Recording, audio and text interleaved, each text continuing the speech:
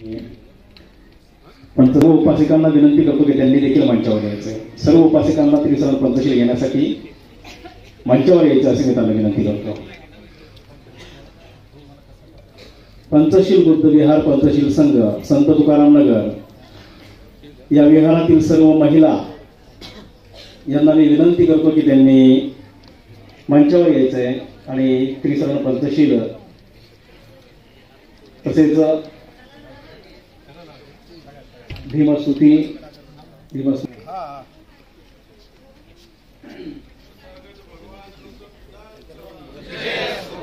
तथागत भगवान गौतम बुद्धांचा, तथागत भगवान गौतम बुद्धांचा, तथागत भगवान गौतम बुद्धांचा.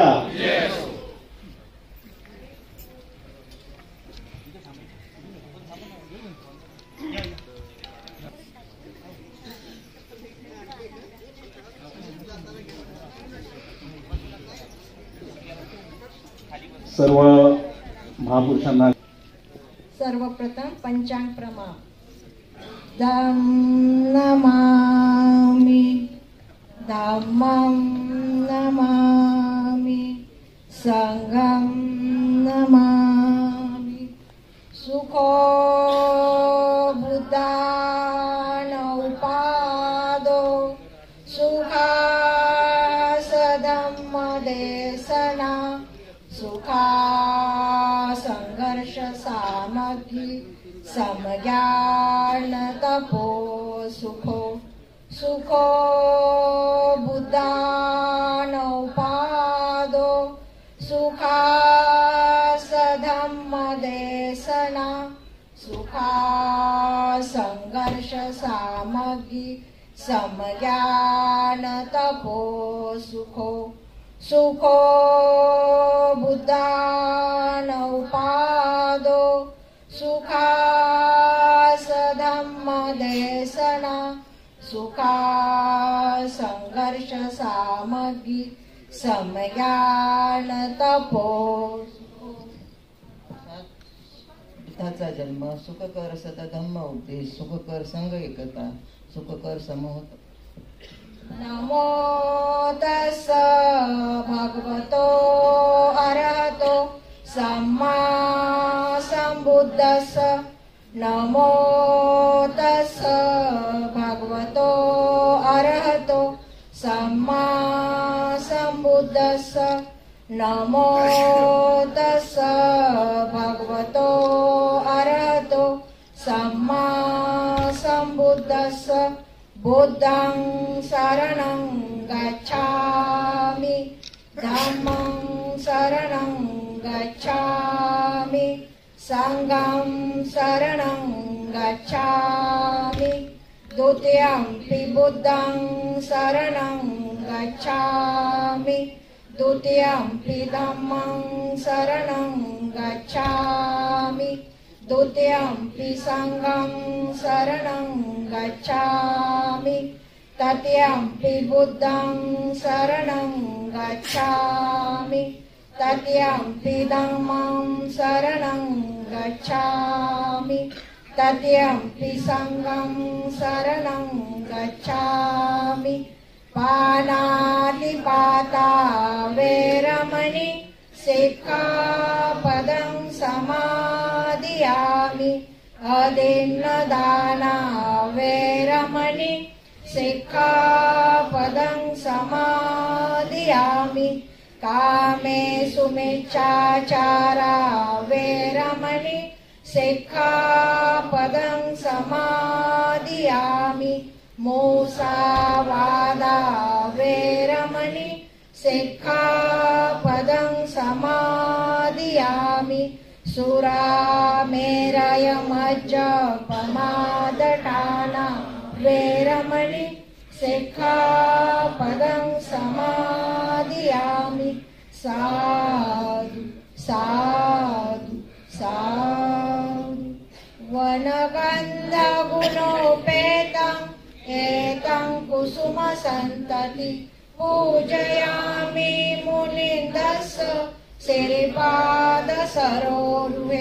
पूजयामि बुद्धं कुसुमेन नेन पुय्येन मेथेन लभामि मोक्षं पुष्पं विलायति यथा इदं मे कायो तथा यासि विनाशभाव घनसारपदितेन दीपेन तमदंसिना तिलोकदीपं सम्बुद्ध पूजयामि तमोनुदं सुगन्धिकाय वदन अनन्तगुणगन्धिन सुगन्धिनः गन्धेन पूजयामि तथागतं बुद्धं धम्मं च सङ्घं सुगततनुभव धातु धातुगव्ये लङ्काय जम्बुदीपे तिलसपुरवरे नागलोके चतुपे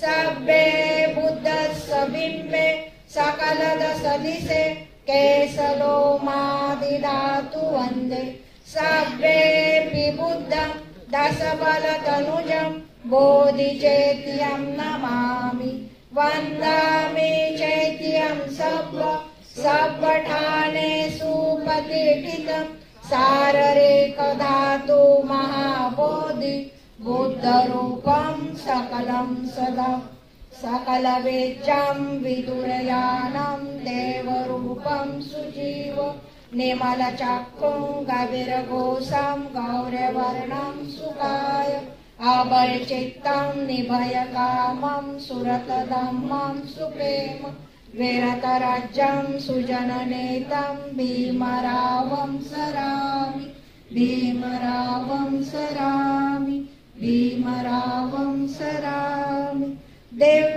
दिव्यप्रभरत्नतु साधुवरदानतु आद्यकुलभूषणतु भीमराजा सकलविद्यापति ज्ञानसत्सङ्गति शास्त्रशासनमति बुद्धितेजा पंकजा नरवरा रत्नस्वजन उद्धरा भगवंत मुसाखरा भक्त काजा चौदार संगरी शस्त्रधरिता करी कापला अरी उरी रौद्र रूपा मुक्तिपथ गोनता जीर्ण स्मृती जाळिता उजाडिला गतिका मार्ग साजा राष्ट्रघटना कृती शोभते भारती महामानव बोलती सार्थ शरण बुद्धासमी शरण धम्मासमी शरण संघासमी भीमराजा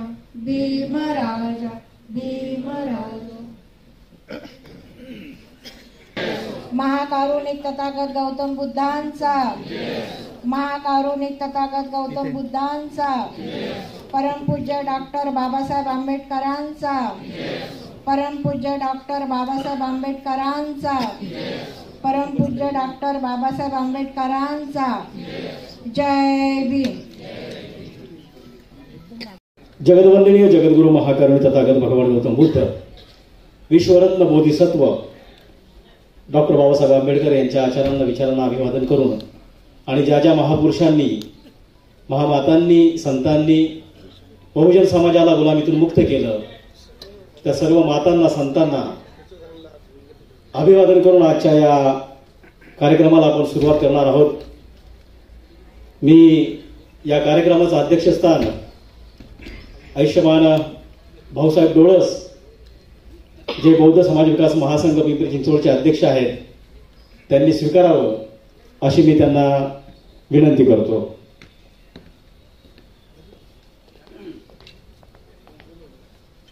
आत्ताच विजयरावजी गायकवाड यांनी जी सूचना केली त्यास मी नामदेव वाळके अनुमोदन देतो.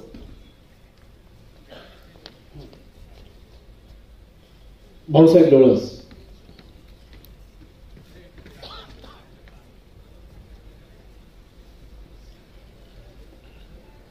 भाऊसाहेब उर्फ राजशेखर डोळस यांनी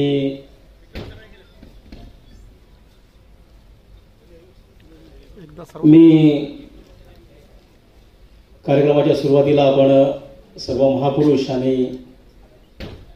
तथागत भगवान गौतम बुद्ध यांना पुष्प अर्पण करून तसेच दीप आणि धूप दोन्ही प्रज्वलित करून पिंपरी चिंचवड यांच्या वतीने आज या ठिकाणी बौद्ध विहारांना एकत्रित करून करण्याचा एक कार्यक्रम करण्याचा हा एक प्रयत्न आहे आणि त्या कार्यक्रमाच्या माध्यमातून महापुरुषांच्या विचारांची प्रसार आणि प्रचार व्हावा हा एक महत्त्वाचा उद्देश घेऊन ही संस्था काम करत आहे. मी कार्यक्रमाची प्रस्तावना आयुष्यमान अनिल कुमार सूर्यवंशी यांना मी विनंती करतो की त्यांनी थोडक्यात आपल्या कार्यक्रमाची प्रस्तावना सादर करावी आपल्यासमोर. थोडं पावसामुळं असं वाटत होतं की किती लोक उपस्थित राहतील, पण भरपूर उपस्थिती आहे. तुम्ही स्वतःसाठी टाळ्या वाजवल्या, पुन्हा एकदा मी म्हणतो म्हणून टाळ्या वाजव. संपूर्ण विश्वाला शांतीचा संदेश देणारे महाकारुणिक भगवान गौतम बुद्ध, विश्वरत्न महामानव डॉक्टर बाबासाहेब आंबेडकर, सर्व महामानव व महामाता यांना वंदन करतो. आमच्या बौद्ध महासंघाच्या सर्व कार्यकारिणी, आपण सर्व उपस्थित असलेले बौद्ध बांधव, बंधू भगिनी, सर्व विहारांचे प्रतिनिधी आणि कार्यकर्ते, आपल्या सर्वांना जय भीम, नमो बुद्धाय. मी आपल्या समोर बौद्ध समाज विकास महासंघाची भूमिका, त्याची उद्दिष्ट आणि भविष्यातील कार्यक्रम, जी ध्येय आपण ठरवलेली आहेत ते सांगण्यासाठी इथं उपस्थित आहे. डिसेंबर 12, 2012 मध्ये भोसरीला एक वधूवर सूचक मेळावा आयोजित केलेला होता आणि त्या निमित्ताने शहरातले विविध कार्यकर्ते असतील, मान्यवर असतील आपल्या समाजाची, ती सगळी जमा झालेली होती आणि तिथे एक चर्चा झाली की बौद्ध समाजाच्या सामाजिक, आर्थिक, शैक्षणिक आणि सांस्कृतिक अशा सर्वच बाबीचा उत्कर्ष करण्यासाठी, प्रगती करण्यासाठी आपण सर्व विहारे जोडून एखादा महासंघ निर्माण करावा का, अशी चर्चा झाली आणि त्याच्या सगळं कारवाई पूर्ण करून 12 जानेवारी 2016ला आपण धर्मादाय आयुक्ताकडे या महासंघाची नोंदणी करून घेतली. महासंघ स्थापन झाला त्यावेळी जी समाजाची परिस्थिती होती, जी झोपडपट्टीतल्या गोरगरीब आपल्या बंधूंची परिस्थिती होती, त्यापेक्षा आजची परिस्थिती आणखी वाईट झालेली आहे असं खेदानं आपल्याला म्हणावं लागतं. कारण तुम्ही साधंच बघा की शैक्षणिक बाबतीत फार महाग शैक्षणिक कारणं झालेली आहेत. मुळात बालवाडीला सुद्धा लाख लाख रुपये फी द्यावी लागते, तर उच्च शिक्षणाची काय परिस्थिती असेल. नंतर सरकारचे वेगवेगळे उपक्रम जे आहेत, जसं याचे सारखे किंवा इतर कंपन्या, त्या बंद पडलेल्या आहेत, नोकऱ्या कमी झालेल्या आहेत. रेल्वे सारखं जे खातं आहे त्याचं प्रायव्हेट म्हणजे काय म्हणतात खाजगीकरण चालू आहे आणि या सगळ्यातून नोकऱ्या कमी होतात. शिवाय शासन जे आहे ते आपल्या आपसामध्ये भांडणं लावण्याचं, अनुसूचित जातीमधल्याच वेगवेगळ्या जातींमध्ये भांडणं लावायचं, उपवर्गवारी करणं वगैरे अशा पद्धतीचं कारस्थान करत आहेत. त्यातूनही तो जातीभेद चालू आहे. याशिवाय ही वर्गवारी तर आहेच, शिवाय क्रिमी लेअर लावायचं असंही त्यांचा चर्चेमधनं प्रयत्न आहे. आणि याशिवाय काही अर्धवट राजकारणी मंडळी आर्थिक स्थितीवर आरक्षण द्यावं आणि जातीवर देऊ नये अशा पद्धतीचं वारंवार बळवत आहेत. ही परिस्थिती जी आहे ती फार विचित्र आहे. त्यातून अल्पसंख्याक मंडळी जी आहेत, मुस्लिम असतील, बौद्ध असतील, बौद्ध आणि इतर ख्रिश्चन वगैरे, त्यांनाही ठरवून ठरवून छळलं जाते. म्हणजे आज त्यांचा नंबर आहे, उद्या कधी आपला नंबर लागेल हे सांगता येत नाही. आणि ह्या सगळ्या अस्थिर आणि अस्वस्थ अशा वातावरणामध्ये सध्याचा काळ हा आंबेडकरी चळवळीला, आंबेडकरी नागरिकांना फार अडचणीचा वाटत आहे. कठीण काळ झालेला आहे. आपण समाजात आजूबाजूला कामगारांचे प्रश्न आवासून उभे आहेत, शेतकऱ्यांचे प्रश्न आहेत. नुकतीच ओल्या दुष्काळाची जी मोठा प्रलय निर्माण झालेला आहे त्यातली परिस्थिती बघा. मुकी जनावरं मेलेली आहेत, बऱ्याचशा शेतकऱ्यांचे हाल आहेत. आणि अशा सगळ्या परिस्थितीमध्ये आणखी एक गोष्ट म्हणजे आपल्या समाजाला लागलेलं व्यसनांचं जे ग्रहण आहे तो सुद्धा कठीण परिस्थिती आहे. दारूचं व्यसन असेल, अगदी आपल्या दारापर्यंत पोहोचलेलं ड्रग्जचं भयानक असं व्यसन असेल, या सगळ्यातून बौद्ध समाज गोंधळून जातो. यावर उपाय काय असेल तर उपाय आहे धम्माच्या माध्यमातून, आंबेडकरी विचारातून आपण एकत्रित येणं, संघटित होणं. आता बौद्धांची शैक्षणिक, सामाजिक, आर्थिक परिस्थिती अशी कशी सुधारेल आणि त्यांचं राहणीमान कोणत्या पद्धतीने बदलेल, चांगलं होईल, त्यांचे जे हक्क आहेत, अधिकार आहेत ते त्यांना सन्मानाने कसे मिळवून देता येतील, या सर्व प्रश्नांची जी उत्तर आहेत ते उत्तर म्हणजे संघटन आहे. आणि या शहरासाठी जे मी मगाशी सांगितलं 2016 मध्ये बौद्ध समाज विकास महासंघ निर्माण झाला, त्या नावामध्येच आहे की बौद्ध समाजाच्या विकासाच्या साठी जे संघटन आहे, महासंघ आहे, तो निर्माण झालेला आहे. नावातच सगळं आहे. आपली बौद्ध विहार ही फक्त रविवारी किंवा जयंतीच्या दिवशी किंवा पौर्णिमेला उघडून तिथे फक्त वंदना करणे किंवा पूजा करणे अशी ती ठिकाणं नाही आहेत आणि ती नसली पाहिजेत. ही परिवर्तनाची केंद्र झाली पाहिजे. विहार ही संस्काराची केंद्र झाली पाहिजेत. विहार ही मैत्रीची केंद्र झाली पाहिजेत. विहार ही समाज बांधणीची केंद्र झाली पाहिजेत. विहार ही खऱ्याखुऱ्या मानवमुक्तीची केंद्र झाली पाहिजेत. आणि अशा प्रकारचे विहार, अशा प्रकारे आदर्शपणे काम करणारी बरीचशी विहार आपल्या शहरामध्ये आहे. त्याचा मला अभिमान आहे आणि अशी विहार अजून निर्माण व्हावीत. सगळ्याच विहारांच्या एकत्रीकरणातून अशी विहार निर्माण व्हावी अशी आपली इच्छा आहे. आता ही जी विहार आहे ही आपल्या जी वरची जी उद्दिष्ट मी सांगितली त्याचबरोबर दुबळ्यांना आधार देणारी विहार असली पाहिजेत. नंतर गरिबांना शिक्षण मिळवून देणारी पाहिजेत. त्यांना व्यसनांपासून दूर नेणारी पाहिजेत. त्यांच्या जीवनामध्ये चांगले बदल करून त्याचबरोबर त्यांना समाजात, घरात आणि कुटुंबात एकमेकाशी कसं वागावं याच्या बाबतीत नातेसंबंध चांगल्या पद्धतीने हाताळण्याचं प्रशिक्षण देणारी विहारं असली पाहिजेत. आणि त्या पद्धतीचं आपण एकत्रितपणे काम करणं गरजेचं आहे. म्हणजे सर्वांगीण अशी प्रगती बौद्धांची होणं गरजेचं आहे. हल्ली आपण पाहतो की लोकांना राग आवरत नाही. म्हणजे माझंही थोडंफार तसंच आहे, मला पटकन राग येतो. पण थोड्या थोड्या कारणाने वाद होतात, मारामाऱ्या होतात आणि ह्या रागाचं व्यवस्थापन आपल्याला करताच येत नाही.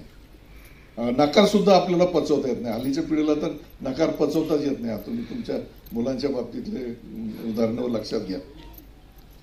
मग अशा ज्या रागीट लोकांना हाताळता येत नाही, त्यांना स्वतःचा राग हाताळता येत नाही, अशा लोकांचं विहारामध्ये किंवा एकंदर समाजामध्ये असणं, एखाद्या व्यक्तीमुळे तो जर चिडचिड केलं तर पूर्ण वातावरण बिघडून जातं.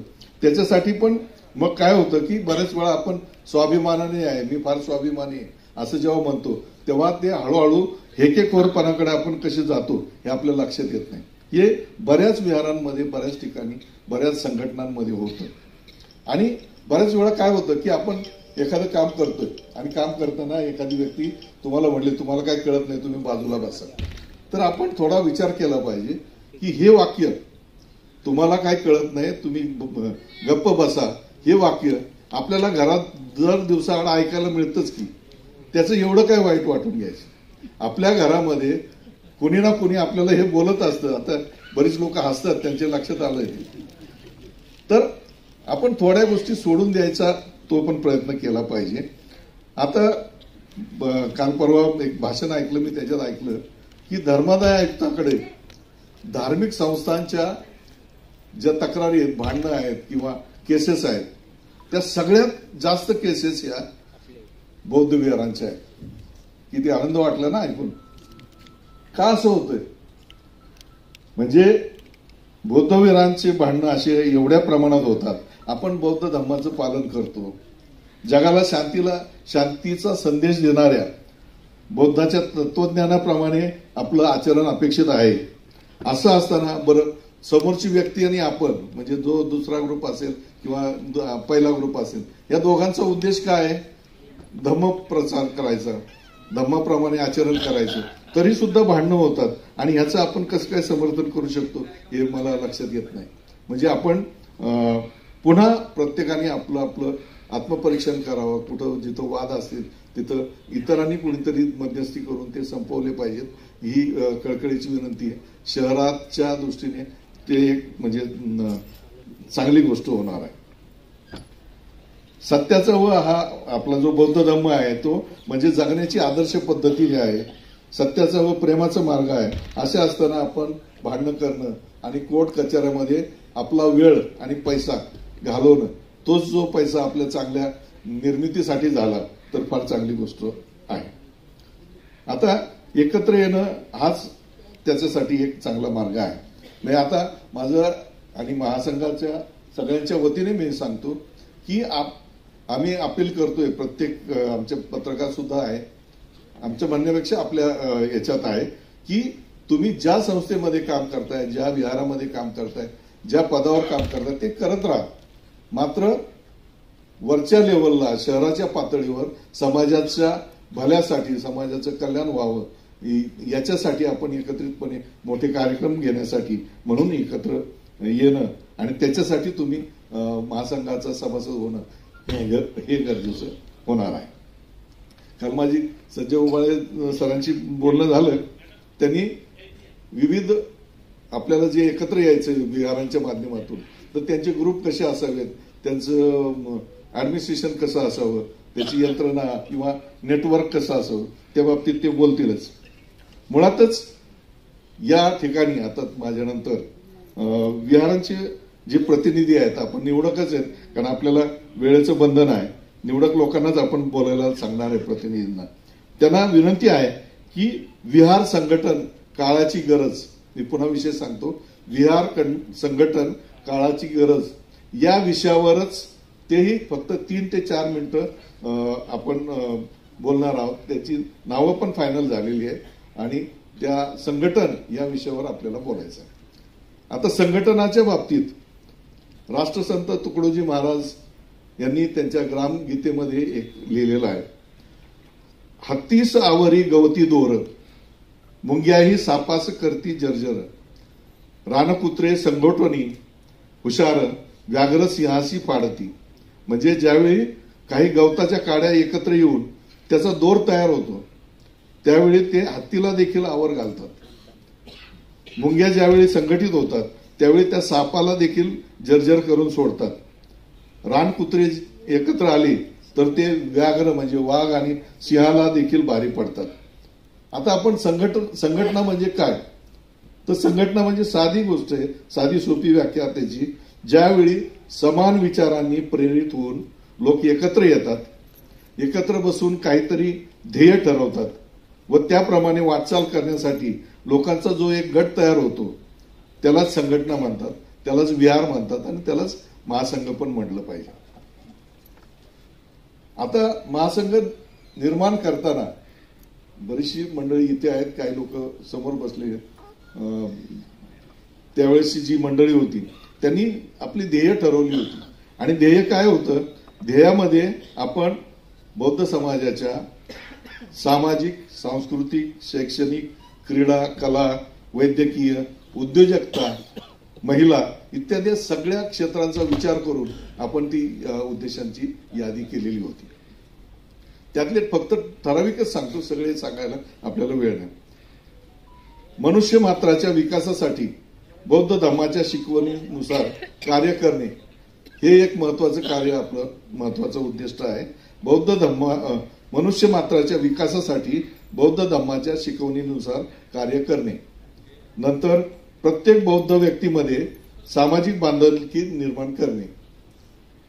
नंतर सहकारातून समाजाचा आर्थिक विकास घडविणे. महापुरुषांच्या जयंत्यांचे कार्यक्रम एकत्रितरित्या व मोठ्या प्रमाणात आयोजित करून समाजाचे प्रबोधन करणे. नंतर ग्रंथालय, वाचनालय सुरू करणे. यातलं एक ग्रंथालय संजय उबाळ यांनी यमुनानगरच्या विहारामध्ये सुरू पण केलेलं आहे याच पद्धतीने. आणि समाजातील अंधश्रद्धा घालविणे, मागासवर्गीय व शोषित वर्गाच्या न्याय्य हक्कासाठी काम करणे, समाजातून सामूहिक असं नेतृत्व निर्माण करणं, भारतीय राज्यघटनेच्या सर्व तरतुदींचे पालन सरकार करतं की नाही याचा आग्रह धरणं आणि कल्याणकारी योजना सर्व संबंधितांपर्यंत पोहोचवणं, युवकांचा सामाजिक, आर्थिक, शैक्षणिक, सांस्कृतिक व नैतिक विकास घडवणे, मार्गदर्शन त्यांच्यासाठी मार्गदर्शन शिबिरं घेणं हे आपलं उद्दिष्ट आहे. आणि समाजाचं एखादं सांस्कृतिक भवनही मोठं व्हावं अशा पद्धतीचं आपण उद्दिष्ट म्हणजे आपलं स्वप्न म्हणून आपण ते ठरवलेलं आहे. आणि ह्या पद्धतीचे असे अनेक आपण समाजाच्या हिताचे कार्यक्रम करू शकतो. यातील काही आपण मागच्या 16 पासून आतापर्यंत केलेलं पण आहे. आपण बौद्ध दीक्षा समारंभ वेगवेगळ्या शहराच्या वेगवेगळ्या भागांमध्ये घेतले होते, त्याला चांगला प्रतिसाद पण सगळ्यांनी दिला होता. बरं, मी हे जे आपण घेतलंय म्हणतो त्यात तुम्ही सगळे सहभागी आहात, कारण आपण बौद्ध दीक्षा समारंभ तुमच्या बरोबरच घेतलेला आहे. तुम्ही सगळेच या महासंघाचे भाग आहात असं समजून मी बोलत आहे. त्याला आपल्याला चांगला प्रतिसाद मिळाला होता. आपण धम्म मेळावा घेतला होता, नंतर वधूवर सूचक मेळावे घेतले होते, नंतर यशस्वी विद्यार्थ्यांचं कौतुक करणारा आपण त्यांचे सत्कार केले होते, नंतर महाधम्म मेळावा जो याच्या ग्राउंडवर घेतला होता आपण ते पण सगळ्यांनी मिळून घेतला होता. बजेट जे शासनाकडे जो पैसा येतो तो आपल्या समाजाचा त्यातला वाटा आपल्याला जास्तीत जास्त मिळावा याची आपल्याला साक्षरता व्हावी याच्यासाठी आपण बजेटची कार्यशाळा पण घेतली होती सगळ्यांसाठी. संविधानातले हक्क कर्तव्य हे आपल्याला कळावेत, आपले अधिकार आपल्याला कळावेत यासाठी संविधान जागरूकता त्याच्यासाठी पण आपण कार्यशाळा घेतल्या होत्या. आरक्षणाच्या वर्गवारीबद्दल लोकांच्या शंका होत्या सुरुवातीला, त्याच्यासाठी पण कार्यशाळा घेतल्या. असे अनेक आपण जयंत्या आणि इतर जयंतीनिमित्तचे व्याख्यानं वगैरे आयोजित केलेले आहेत. पण याच्यापेक्षा अनेक चांगले कार्यक्रम, आणखी मोठे कार्यक्रम आपल्याला घेता येऊ शकतात की जसे आदर्श अशी एकत्रित शहरामध्ये एखादी जयंती ते डीजे वगैरे टाळून प्रबोधनात्मक अशा काही गोष्टी आपण विचार करू शकतो. मुलांना उद्योग व्यवसायामध्ये मार्गदर्शन करणं, त्यांना उद्योग सुरू करेपर्यंतची मदत करणं, या असे जर सगळ्या गोष्टी आपण एकत्रित येऊन आणि संघटित होऊन आपण कार्य त्याच्या बाबतीत करू शकतो. फक्त मी वारंवार म्हणतो एकत्र येणं आणि मग गप्पा गोष्टी करणं एवढाच आपला त्याचा उद्देश नाही, तर आपण समाजासाठी काहीतरी चांगलं कार्य करण्यासाठी आपण एकत्र येतो आहोत. आणि हे सगळं जर आपण ठरवलं तर मग महासंघाचे फक्त भाऊ डोळस किंवा शरद जाधव, वसंत साळवी, दुधेकर, विजय गायकवाड किंवा माझ्यासारखे आणखी 4 कार्यकर्ते यांनी फक्त ते होणार नाही. याच्यासाठी महासंघाचा सभासद वाढले पाहिजे, महासंघातील कार्यकर्ते वाढले पाहिजे, त्याचा बेस वाढला पाहिजे. आणि जर नेटवर्क व्यवस्थित वाढलं तरच आपण हे कार्य समाजाच्या दृष्टीने समाजासाठी आपण करू शकतो. बरं, हे का म्हणतोय मी, तुम्हाला माहिती असेल की पिंपरी चिंचवड शहरामध्ये सगळ्यात चांगली जयंती महानगरपालिकेच्या लेवलवर ती जयंती फक्त पिंपरी चिंचवडमध्येच होते. महाराष्ट्रात एवढ्या मोठ्या प्रमाणात कुठं होत नाही. याशिवाय पिंपरी चिंचवडमध्ये धम्माचं कार्य तसेच सामाजिक कार्यामध्ये पिंपरी चिंचवड मोठ्या आघाडीवर आहे, पुढेच आहे. आणि म्हणूनच आपल्याला आणखी त्यात आदर्श निर्माण करायचे, चांगले कार्य करत राहायचं आहे. म्हणून आपण संघाचा बेस वाढला पाहिजे, तुमचा त्यांच्यात सहभाग वाढला पाहिजे.